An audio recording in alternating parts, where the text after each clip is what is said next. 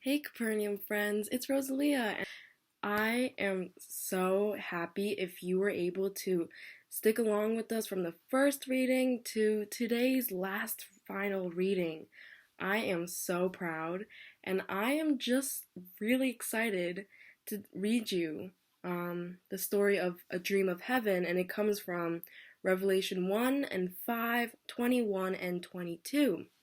But before we get started, I just wanted to say that I miss you guys so much, and I hope that this has been such an inspiring time to learn more about Jesus.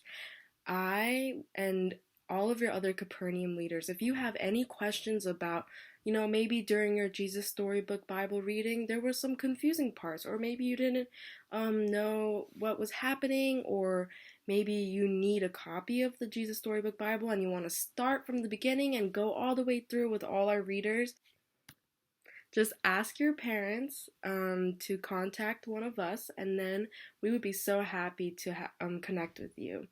So I'm going to start reading, and it's called, again, A Dream of Heaven. So this is when John sees into the future.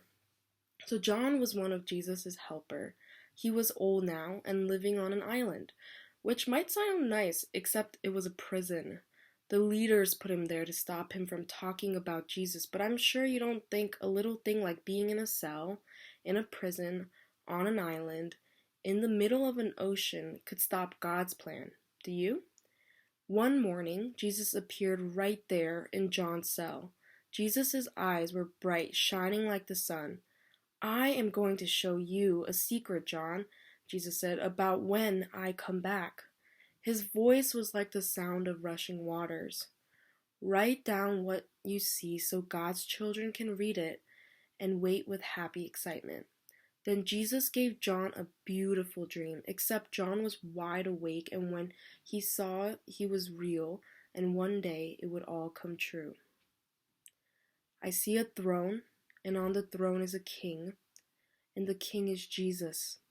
All around the throne, people are bowing down. They are giving him their treasures. There are loud cheers and clapping, clapping and bright laughter like 1,000 waterfalls, and everyone bursts out singing a new song. This is our King, the Lamb who died so we don't have to, our rescuer. All honor and glory, forever and ever. And every creature everywhere, in heaven and on earth, and under the earth and in the sea, joins in. And then, from all around, a wide, immense, beautiful silence. And I see Satan, God's horrible enemy, thrown down, defeated. I see a sparkling city, shimmering in the sky, glittering, glowing, coming down. From heaven and from the sky. Heaven is coming down to earth. God's city is beautiful. Walls of topaz, jasper, sapphire. And if you guys don't know what that is, those are just really pretty gems. Wide streets paved with gold, gleaming pearl gates that are never locked shut. Where's the sun? Where's the moon? They aren't needed anymore. God is all the light people need. No more darkness, no more night. And the king says, look, God and his children are together again. No more running away or hiding. No more crying or being lonely or afraid. No more being sick or dying. Because all those things are gone. Yes, they're gone forever. Everything sad has come untrue, and see, I have wiped away every tear from every eye. And then a deep, beautiful voice that sounded like thunder in the sky says, look, I am making everything new. It was hard to squeeze all John saw into words and fit it onto a page and cram it into a book. All the words on all the pages of all the books in all the world will never be enough. I am the beginning, Jesus said, and the ending. One day, John knew heaven would come down and mend God's broken world and make it our true, perfect home once again. And he knew in some mysterious way that would be hard to explain that everything was going to be more wonderful for once having been so sad. And he knew then that the ending of the story was going to be so great. It would make all the sadness and tears and everything seem like just a shadow that is chased away by the morning sun. "I'm on my way," said Jesus. "I'll be there soon." John came to the end of his book, but he didn't write the end because, of course, that's how stories finish. And this one's not over yet. So instead, he wrote, "Come quickly, Jesus," which perhaps is really another way of saying, for anyone who says yes to Jesus, for anyone who believes what Jesus said, for anyone who will just reach out to take it, then God will give them this wonderful gift.